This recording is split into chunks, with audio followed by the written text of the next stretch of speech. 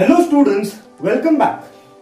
पिछले लेक्चर में हमने एंशिएंट इंडियन हिस्टोरियोग्राफी के बारे में पढ़ा। अभी हम स्टार्ट करेंगे मिडाइवल हिस्टोरियोग्राफी के बारे में। जब मैं मिडाइवल हिस्ट्री की बात करता हूँ, इसका मतलब क्या, मिडाइवल हिस्ट्री कब शुरू हुआ और कब तक चला, ये जानना बहुत जरूरी है। स्टूडेंट्स, जब इस्लामिक रूलर्स इंडिया को इन्वेड करने लगे, तब से उस दौर को हम मिडाइवल हिस्ट्री ऑफ इंडिया बोलते हैं और यूरोपियंस के आने तक ये मिडाइवल हिस्ट्री बरकरार रहता है। जैसे यूरोपियंस आने लगते हैं धीरे धीरे, उस समय से मॉडर्न हिस्ट्री की शुरुआत होती है। क्लियर? यहां तक समझा? ओके। अभी हम देखेंगे कि मिडाइवल हिस्ट्री में ऐसे कौन से राइटिंग्स है जो मिडाइवल हिस्टोरियोग्राफी में कंट्रीब्यूट करते हैं। तो हम शुरू करते हैं जियाउद्दीन बरानी की राइटिंग से। अब ये जियाउद्दीन बरानी कौन है? स्टूडेंट्स, इंडिया में एक बार मोहम्मद बिन तुगलक, ये भी एक इस्लामिक रूलर हुआ करता था, दिल्ली सुल्तान हुआ करता था। और मोहम्मद बिन तुगलक के टाइम पे जियाउद्दीन बरानी नाम का पॉलिटिकल थिंकर हुआ करता था। देखते ही देखते मोहम्मद बिन तुगलक का टाइम आ गया और उसके बाद जो राजगद्दी में आया, जो दिल्ली सुल्तान बना, वो था फिरोज शाह तुगलक। क्या नाम था? फिरोज शाह तुगलक। उनके टाइम पे भी ये जियाउद्दीन बरानी पॉलिटिकल थिंकर था और बहुत ही महान राइटर था। जियाउद्दीन बरानी ने तुगलक डायनेस्टी के रूलर्स को देखा, ऑब्जर्व किया और उन्होंने फैसला किया कि क्यों ना मैं इनके काम के बारे में लिखूं। और उन्होंने एक बहुत ही इंपॉर्टेंट वर्क तैयार किया और उसका नाम है फिरोज शाही, जिसको हम पूरी तरीके से तारीख-ए-फिरोज शाही बोलते हैं। क्या बोलते हैं? तारीख-ए-फिरोज शाही। ये बुक बहुत फेमस हो गया। यस, आप बोलोगे सर फिरोज शाही क्यों? मोहम्मद बिन तुगलक के बाद कौन आया था राजगद्दी पे? फिरोज शाह। और करंटली उस समय में जियाउद्दीन बरानी ने सोचा था लिखने के बारे में, इसलिए उन्होंने लिखा तारीख-ए-फिरोज शाही। क्लियर? समझ में? ओके। अब इस बुक का खासियत क्या है, इतना इंपॉर्टेंस क्यों मिला इस बुक को? जियाउद्दीन बरानी ने इस बुक में राजा महाराजा के काम को लिखा। अभी आप सोचो कि काम को ही तो लिखा है सर, इसमें क्या बड़ी बात है? इसमें बड़ी बात है। The reason is, Ziauddin Barani बोलता है कि we should not only write, देखो जियाउद्दीन बरानी बोलता है we should not only write about the welfare policies of the king and their valour, यानी ब्रेवरी। हमें सिर्फ राजा महाराजा के अच्छे काम और ब्रेवरी के बारे में ही नहीं लिखना है, उसके साथ साथ हमें उनके फीलिंग्स के बारे में एज वेल एज गलत काम के बारे में, यानी इनकरेक्ट पॉलिसीज के बारे में भी मेंशन करना चाहिए। समझ में आया? यानी राजा को हमें क्रिटिसाइज भी करना चाहिए। इसीलिए जियाउद्दीन बरानी की राइटिंग बहुत इंपॉर्टेंट साबित हुई। इसके अलावा उन्होंने एक ऐसा और एक स्टेटमेंट बोला जिससे कि हिस्टोरियोग्राफी का स्कोप और भी ज्यादा एक्सपांड हो गया। कैसे? Let's understand. जियाउद्दीन बरानी ये भी बोलता है कि historian should consider the teachings of wise, learned scholars and saints। इसका मतलब जियाउद्दीन बरानी बोलता है कि जितने भी हिस्टोरियंस है ना, वो जब भी हिस्ट्री लिखते हैं, उनको बड़े बड़े महान कलाकार, बड़े बड़े महान महात्मा, बड़े बड़े ज्ञानी, इनके बारे में भी मेंशन करना चाहिए। क्यों? बिकॉज ये लोगों ने भी बहुत ही ज्यादा सोसाइटी को इम्पैक्ट किया है, culturally as well as religiously. सोच को भी बदला इन्होंने, तो ऐसे महान लोगों के बारे में भी तुमको हिस्ट्री में इंक्लूड करना चाहिए। Clear? Thus expanding the scope of historiography. Clear? समझ में आया? ये एकदम सिंपल पॉइंट्स में मैंने लिखा है, टेक्सटुअल पॉइंट्स ही है, but it is in more simplified manner. आप जियाउद्दीन बरानी के बारे में पूरा डिटेल में जान सकते हो इस वीडियो को देखकर। ठीक है? Thank you so much. Ziauddin बरानी के बाद हम एक छोटा सा पार्ट देखेंगे जो बहुत ही फेमस राइटर कल्हन के बारे में। किसके बारे में? कल्हन। ये जो कल्हन है, Kalhana was a Kashmiri pandit. Kalhana was a Kashmiri pandit और कल्हन ने एक बहुत ही मस्त बुक लिखा है जिसका नाम है राजतरंगिनी। क्या नाम है? राजतरंगिनी। राजतरंगिनी का मतलब होता है the rivers of the kings और the waves of the kings. Yes, meaning क्या होता है? The rivers of the kings या फिर वेव्स ऑफ द किंग्स। अभी कल्हन ने राजतरंगी में क्या लिखा? कल्हन ने राजतरंगी के अंदर कश्मीर में जितने भी राजा महाराजा थे ना, उनके बारे में लिखा और कश्मीर के बारे में भी लिखा। क्लियर? लेकिन अभी हमारा क्वेश्चन ये है कि मिडाइवल हिस्ट्री में कल्हन के राइटिंग्स का क्या काम है? सुनो, यहाँ पे क्या लिखा है? 12th century C. यस, ये जो 12th सेंचुरी का दौर है ये मिडाइवल हिस्ट्री का ही पार्ट है, इसलिए आपको एक छोटा सा पार्ट कल्हन के बारे में भी दिया है। क्लियर? आप सोचोगे सर आपने तो बोला था इस्लामिक रूलर से मिडाइवल हिस्ट्री स्टार्ट होता है, राइट है? यस, और जरूरी नहीं है कि सब राइटिंग्स इस्लामिक लोगों का होना चाहिए, नहीं, ऐसा कुछ नहीं है। जितने भी महान स्कॉलर्स है जिन्होंने भी लिखा है उन सबकी राइटिंग्स को कंसिडर किया जाता है, जिसमें से राजतरंगिनी एक है। क्लियर? ओके, राजतरंगिनी इतना इंपॉर्टेंट क्यों साबित हुआ? द रीजन इज जिस तरीके से कल्हन ने लिखा था उस कारण की वजह से। For example, Kalhana stated that he wrote Rajatarangini by critically examining various sources of history such as inscriptions, coins, ancient monuments, dynastic records and local traditions। ये सब अगर आपको याद रहेगा तो हमने चैप्टर 1 में पढ़ा था और ये मॉडर्न हिस्टोरियोग्राफी का पार्ट है। तो आप देख सकते हो कल्हन ने जिस तरीके से लिखा, it is similar to modern historiography. Yes, because of this closeness towards modern historiography Kalhana के राइटिंग्स को बहुत ज्यादा इंपॉर्टेंट नोट मिला है मिडाइवल हिस्ट्री में। क्लियर? समझ में आया? सिंपल पार्ट है ये। Yes, thank you so much. Hello students, पिछले वीडियो में हमने कल्हन के बारे में देखा। अब इस वीडियो में हम देखेंगे historians in Mughal courts. Students, Mughal courts के टाइम पे जो हिस्टोरियंस थे ना, उन्होंने एक नया ट्रेंड की शुरुआत की थी, जैसे कि मुगल किंग्स को प्रेस करो और उनके लॉयलिटी को प्रेस करते रहो। उसके साथ साथ उन्होंने उनके प्रेस के लिए बहुत सारे पोएटिक कोट्स का इस्तेमाल किया और ब्यूटीफुल पिक्चर्स का भी इस्तेमाल किया था। देखो, मुगल के टाइम पे है ना, जनरली ट्रेंड ऐसा था कि जितने भी मुगल सल्तनत थे उनकी तारीफ होनी चाहिए। यस, उनके अच्छे अच्छे पिक्चर्स निकलने चाहिए, और अगर ऐसा नहीं होता है तो फिर हिस्टोरियंस को वो लोग कोई इंपॉर्टेंस नहीं देते थे। इसलिए हिस्टोरियंस ने मजबूरन ही सही बट ये ट्रेंड अपनाया। समझ में आया? क्लियर? ओके, अभी इससे क्या प्रूव होने वाला है? Let's understand this. आपको बाबर पता होगा। Yes, Babur the founder of Mughal dynasty, he himself was the poet, और इसी ने ये ट्रेंड की शुरुआत की थी देखा जाए तो। ठीक है, Babur was the founder of the Mughal dynasty और वो खुद एक पोएट था। उसने अपने राइटिंग्स की मदद से अपने बारे में कुछ लिखा जिसको हम ऑटोबायोग्राफी बोलते हैं। ठीक है, और उस ऑटोबायोग्राफी को उसने क्या नाम दिया? तुजुकाए बाबरी। क्या नाम दिया? तुजुकाए बाबरी। क्लियर? अब इस तुजुकाए बाबरी में क्या है? इस तुजुकाए बाबरी में बाबर ने अपने एक्सपीरियंस के बारे में लिखा है, जैसे कि कितने सारे बैटल्स उसने लड़ाई किया, क्या क्या ऑब्जर्वेशंस किया था, कैसा डिफरेंट सिटीज ऑब्जर्व किया था, डिफरेंट रीजन्स ऑब्जर्व किया था। इतना ही नहीं, फ्लोरा कैसा था, एक्सेट्रा। ये सारा एक्सपीरियंस उसने इस बुक में लिखा, दैट इज तुजुकाए बाबरी। इसीलिए बाबर का राइटिंग्स को भी इंपॉर्टेंट नोट दिया गया। क्लियर? समझ में आया ये पार्ट? यस। बाबर के बाद हम देखेंगे अबुल फजल के बारे में। क्लियर? ओके। हेलो स्टूडेंट्स, इसके पहले वीडियो में हमने बाबर के बारे में जाना। अभी हम देखने वाले हैं Abul Fazl's writing, that is Akbarnama. हमारे लिए इंपॉर्टेंट है बिकॉज यहाँ पे हमें इसके राइटिंग्स पे फोकस करना है।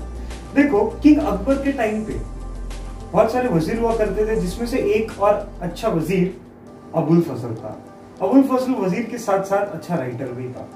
ठीक है, अकबर के टाइम का, अकबर के लाइफ का पार्ट अबुल फजल ने अपने राइटिंग्स में उतार दिया, अपने बुक में लिख दिया, जिसको हम बायोग्राफी ऑफ किंग अकबर बोलते हैं। यस, और इस बुक का नाम है अकबरनामा। क्या नाम है? अकबरनामा। अभी क्यों इतना इंपॉर्टेंस दिया गया अबुल फजल के राइटिंग्स को? उसका एक खास रीजन है, लेट्स सी वो क्या है। Akbarnama is an important from the view point of critical historiography. Yes, इसी रीजन की वजह से अकबरनामा को बहुत ज्यादा इंपॉर्टेंस दिया गया है। क्रिटिकल हिस्टोरियोग्राफी मतलब बहुत ही क्रिटिकल और इंपॉर्टेंट तरीके से लिखा है इसने, और बहुत ही माइन्यूट डिटेल्स लिखा है अकबरनामा में। क्लियर? हर चीज के बारे में, हर एस्पेक्ट के बारे में। Yes, every aspect of the society is written in Akbarnama.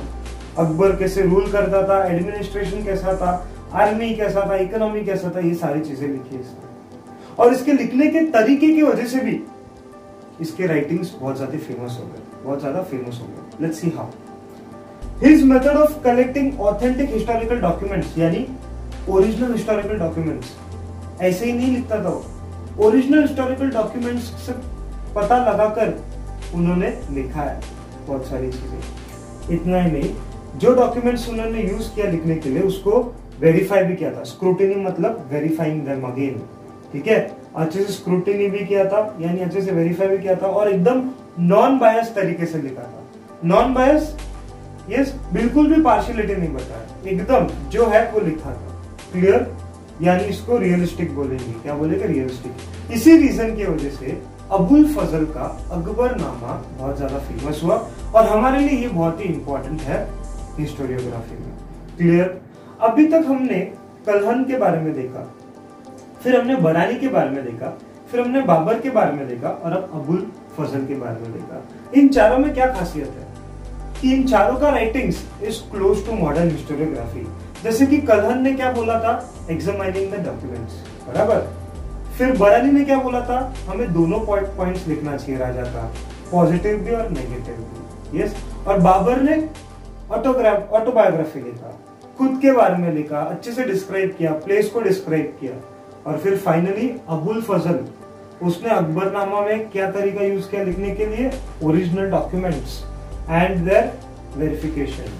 तो ये सब क्या है? All these are similar to methods of modern historiography, इसीलिए इनका राइटिंग्स को मेंशन किया है, और इसीलिए इनका राइटिंग्स बहुत ज्यादा फेमस है, क्लियर। इसके बाद हम बहुत ही इंपॉर्टेंट पार्ट देखेंगे, दैट इज बखर। ये समझ में आया आपको? Thank you so much. Hello students, in previous video we studied about Abul Fazl's Akbarnama. Now it's time to learn about the bakhar. Bakhar का सिंपल सा डेफिनेशन टेक्स्ट बुक में दिया है, that it is an historical document which gives information about the medieval history। और इतना ही नहीं, बखर से हमें बहुत सारे यूलॉजीज के बारे में पता चलता है। यूलॉजीज का मतलब क्या? Tribute given to Marathi rulers, Marathi kings. Yes, मैंने यहाँ पे मराठी वर्ड स्पेसिफिकली यूज किया है, रीजन बताता हूँ, ठीक है। अभी हम एक्चुअल मीनिंग समझते बखर का क्या है। स्टूडेंट्स हमेशा ध्यान रखना, जब भी मिडाइवल हिस्ट्री की बात होती है ना, तो सिर्फ मुगल या सिर्फ इस्लामिक रूलर्स के बारे में बात नहीं करते हम लोग, मराठा रूलर्स के बारे में भी बात करते हैं, क्लियर, समझ में आया? ओके। अभी बखर actually is a Marathi literature. Yes, बखर क्या है? मराठी लिटरेचर। मिडाइवल हिस्ट्री में मराठी रूलर्स के काम के बारे में, शौर्य के बारे में, यस, बैटल्स के बारे में इस बखर फॉर्म में, बखर में लिखा गया है। And there are more than 200 बखर्स, यानी more than 200 मराठी लिटरेचर्स, समझ में आया? ये सब बखर है, और इन सभी में मराठी किंग्स के स्टोरीज है, उनके इवेंट्स के बारे में, उनके लाइफ के बारे में, उनके परिवार के बारे में, इतना सारा इंफॉर्मेशन समझ में आया, क्लियर। अभी टेक्स्ट बुक में हमें कुछ एग्जाम्पल दिया है, लेट्स सी वो एग्जाम्पल क्या है। सबसे पहले आप देखोगे सभासद बखर, जिनको कृष्णाजी आनंद सभासद ने लिखा है, और उन्होंने कब लिखा है? छत्रपति राजाराम महाराज के समय पे लिखा है। और किसके बारे में लिखा है? छत्रपति शिवाजी महाराज के बारे में लिखा है। एक सिंपल सा कनेक्शन यहाँ पे बता देता हूँ। Chhatrapati Rajaram Maharaj, younger son of Chhatrapati Shivaji Maharaj and half brother of Sambhaji Raje, clear, समझ में? इनके समय में, यानी इनके दरबार में, इनके कोर्ट में ये काम करते थे जिनका नाम था कृष्णाजी आनंद सभासद। उन्होंने फैसला किया कि क्यों ना मैं छत्रपति शिवाजी महाराज के बारे में लिखूं, और इन्होंने इनके ऊपर किताब लिखने की शुरुआत की। इनकी किताब का नाम था श्री शिवा प्रभुचे चरित्रे। क्या नाम था? श्री शिवा प्रभुचे चरित्रे, श्री शिवा प्रभुचे चरित्र। Okay, I am sorry, it's not चरित्र, इट्स चरित्र, फाइन। बट लेटर ऑन हम श्री शिवा प्रभुचे चरित्र को सभासद बखर बोलने लगे। क्या बोलने लगे? सभासद बखर, क्लियर, समझ में आया? ओके, ठीक। इसके बाद है भाऊ साहेबांची बखर। भाऊ साहेबांची बखर is all about battle of Panipat, जो 1761 में हुआ था। यस, कभी हुआ था 1761 में। कंफ्यूज मत होना, there were 3 battles of Panipat in the history of India. Yes, एक अराउंड 1500 के टाइम था, दूसरा अराउंड 1556 के टाइम का है। यस, 1556 के टाइम का है, and the last one is 1761। Yes, so there were 3 battles of Panipat fought in our country, जिसमें से ये थर्ड बैटल है और जो इंपॉर्टेंट है हमारे लिए यहाँ पे। Battle of Panipat was between Maratha versus Ahmad Shah Abdali, और यहाँ पे भाऊ साहेब का असली नाम है सदाशिवराव पेशवा। यस, क्या नाम है? सदाशिवराव पेशवा, जो बाजीराव वन के भतीजे थे। उन्होंने इस बैटल में बहुत ही ब्रेवरी से लड़ाई किया था, और यहाँ पे ये लोग, और यहाँ पे सदाशिवराव मराठी सैनिकों के सेनापति थे। क्लियर? और इसीलिए इस किताब में भाऊ साहेबांची बखर में बैटल ऑफ पानीपत के बारे में दिया है, और सदाशिवराव जी का क्या रोल था उसके बारे में दिया है, और बहुत सारे details. Clear? After that we need to know about होलकरांची कैफियत। होलकरांची कैफियत में होलकर्स के कंट्रीब्यूशन के बारे में दिया है कि कैसे होलकर्स ने मराठी रूलर्स की मदद की, मराठीज की मदद की। यस, तो इसमें इनके बारे में दिया है। समझ में आया? Clear? Okay, thank you so much. Hello students, पिछले वीडियो में हमने बकर के बारे में देखा। इस वीडियो में हम पेज नंबर 8 के डू यू नो को पढ़ेंगे। डू यू नो में आपको कुछ स्कॉलर्स के बारे में दिया है। पहले देख लेते हैं कि कौन से स्कॉलर के बारे में दिया है। ठीक है, एक बार हम एक स्कॉलर्स के नाम को देखेंगे और दूसरे साइड हम उनके किताब, उनके वर्क्स के बारे में देखेंगे। पहला, Hasan Nizam. Hasan Nizam was a great historian in the courts of Qutb al-Din Aibak, और हसन निजाम ने ही कुतुब अल-दीन ऐबक के ऊपर किताब लिखा जिसका नाम है ताजुल माअजीर। यस, क्या नाम है? ताजुल माअजीर। क्लियर? सेकेंड, मिनाज ए शिराज। इन्होंने सुल्तान नसीरुद्दीन के ऊपर किताब लिखा जिसका नाम है तबाकत आए नजीरी। क्या नाम है? तबाकत आए नजीरी। क्लियर? अमीर खुसरो ने तैमूर के ऊपर लिखा। यस, तुजुकाए तैमूरी। किताब का नाम क्या? तुजुकाए तैमूरी। तैमूर कौन था? Timur was the invader. Yes, वो भारत को लूटने आया था। यस, और इसी के बाद तैमूर ने अपने आप के ऊपर भी कुछ लिखा जिसको हम ऑटोबायोग्राफी बोलते हैं। यस, तैमूर लंग उसका पूरा नाम है। यस, कभी कभी उसको तमरलेन भी बोलते हैं, तमरलन भी बोलते हैं, और ये तैमूर ने अपने ऊपर लिखा जिसको हम ऑटोबायोग्राफी बोलते हैं। ठीक है, यहिया बिन अहमद शिरिंदी, इन्होंने तारीख-ए-मुबारक शाही लिखा टू इम्प्रेस सुल्तान मुबारक शाह। इनका एक्सपेक्टेशन ये था कि मुबारक शाह के दरबार में इनको नौकरी मिल जाए, इसलिए इम्प्रेस करने के लिए इन्होंने तारीख-ए-मुबारक शाही लिखा था।